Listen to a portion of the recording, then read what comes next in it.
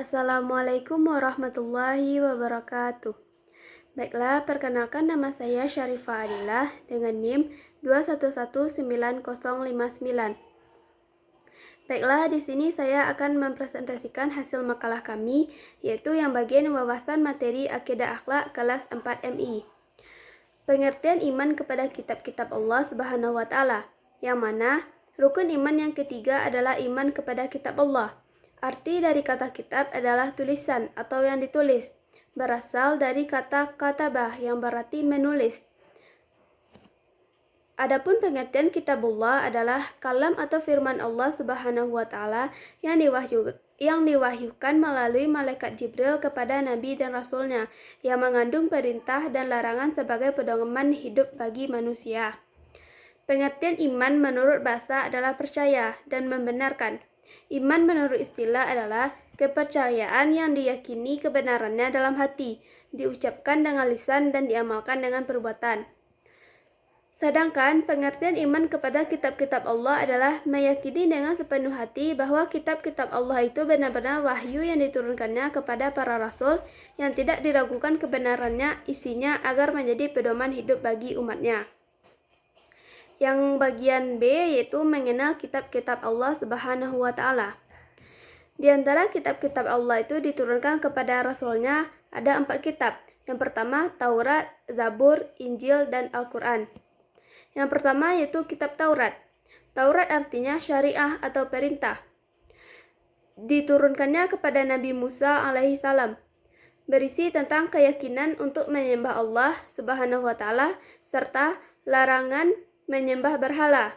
Taurat juga menjelaskan perihal tentang kabar gembira atas kedatangan Nabi Muhammad SAW, yang mana sesuai dengan firman Allah dalam Quran surat Al-Isra ayat 2. Yang kedua yaitu kitab Zabur, yang mana arti Zabur ini tulisan diturunkan kepada Nabi Daud, berisi tentang beberapa zikir, pengajaran, dan hikmah. Kitab Zabur ini merupakan petunjuk atau wahyu dari Allah untuk Bani Israel, sebagaimana dalam firman Allah Quran surat Al-Isra ayat 55 yang artinya, dan kami berikan Zabur kepada Nabi Daud. Yang ketiga yaitu kitab Injil.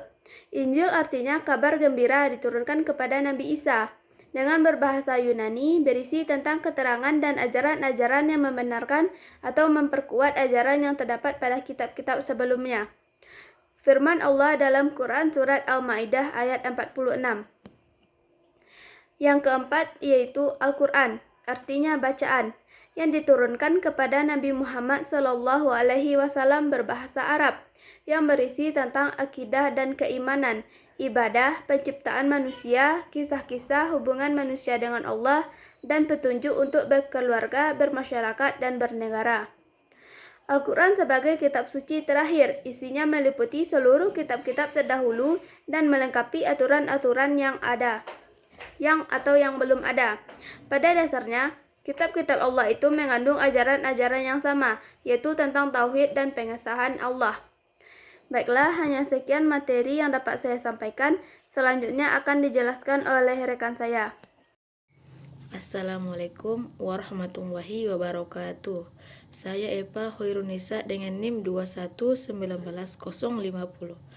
Baiklah, saya akan menjelaskan materi yang C, yaitu meyakini kitab-kitab Allah. Meyakini kitab-kitab Allah Subhanahu wa Ta'ala berarti mempercayai bahwa Allah Subhanahu wa Ta'ala menurunkan ajaran-ajarannya dalam sebuah kitab kepada para nabi dan rasul untuk dijadikan petunjuk bagi umat manusia. Kewajiban manusia terhadap kitab-kitab Allah Subhanahu wa Ta'ala: yang pertama, mempercayai adanya 4 kitab-kitab Allah Subhanahu wa Ta'ala. Dengan mempercayai adanya kitab Allah Subhanahu wa Ta'ala, kita senantiasa membaca Al-Quran dan melihat hukum-hukum yang ada dalam Al-Quran. Yang kedua yaitu mempercayai bahwa seluruh kitab tersebut datangnya dari Allah. Yang ketiga yaitu membenarkan berita-berita tentang kitab-kitab terdahulu dalam Al-Quran. Yang keempat yaitu mengamalkan hukum-hukum Al-Quran, seperti kita membacanya setiap hari, memperbaiki bacaan tajwidnya, dan lain-lain. Kitab yang diturunkan kepada Nabi dan Rasul menjadi petunjuk bagi umatnya masing-masing. Namun setelah datangnya Al-Quran, maka semua umat manusia harus mengikuti Al-Quran. Karena Al-Quran merupakan penyempurna syariat agama Islam.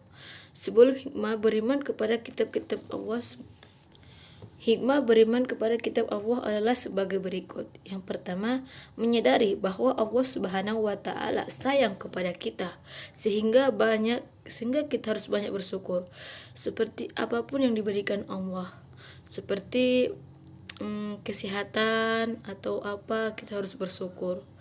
Yang kedua yaitu selalu melaksanakan perintah Allah Subhanahu wa taala dan menjauhi segala larangan-larangannya. Karena kita tahu hukum-hukum yang ditetapkan dalam Al-Qur'an. Contohnya dalam hadis yaitu Quran surah Al-Isra, kita sudah disuruh untuk menjauhi zina. Jadi kita jangan melakukan zina lagi. Yang ketiga yaitu meyakinkan bahwa Islam adalah agama untuk seluruh umat manusia atau umat muslim, mengetahui kebesaran dan keagungan Allah Subhanahu wa taala melalui kitab-kitab yang diturunkannya.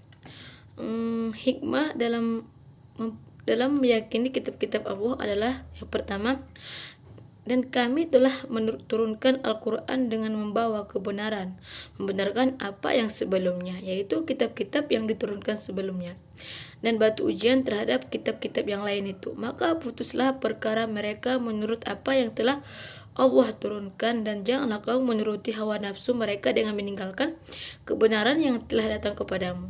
Untuk setiap di antara umat di antara kamu, kami berikan aturan jalan yang terang.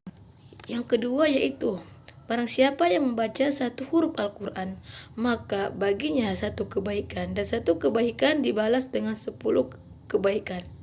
Aku tidak mengatakan alif lam mim itu satu huruf, tetapi alif lam mim itu bisa kita jelaskan berapa hurufnya, yang mana di situ kita akan mendapatkan beberapa kebaikan.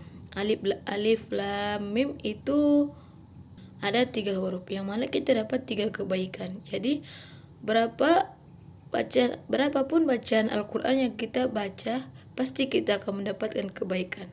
Apalagi kita membacanya setiap hari, yaitu setiap habis sholat, sebelum sholat, berapa kebaikan yang kita dapat dari membaca Al-Quran. Selanjutnya yaitu internalisasi nilai-nilai kehidupan. Melakukan amar ma'ruf nahi mungkar, dan hanya menyembah dan beribadah kepada Allah, dan tidak menyekutukan Allah dengan apapun, dan meyakini bahwa malaikat adalah ciptaan Allah, dan menurunkan Al-Quran kepada rasul-rasulnya agar kita hamba Allah memahami dan mempelajari isi Al-Quran. Sebagai umat Islam, kita wajib beramal sesuai dengan yang terkandung dalam kitab suci Al-Quran, karena Al-Quran sejatinya merupakan pedoman bagi umat Islam. Seperti kita selalu meluangkan diri untuk membaca Al-Quran setiap hari dengan memahami bacaannya, membaca Al-Quran secara benar dengan hukum bacaan tajwid yang dicontohkan Rasulullah SAW. Selain itu juga kita harus berani meluruskan jika kita mendengar teman kita membaca Al-Quran dengan kurang tepat. Meletakkan Al-Quran di tempat yang terhormat, tidak di sembarangan tempat. Kita juga harus menjaga dan merawatnya dengan baik. Sekianlah dari penjelasan saya. Sekian, wassalamualaikum warahmatullahi wabarakatuh.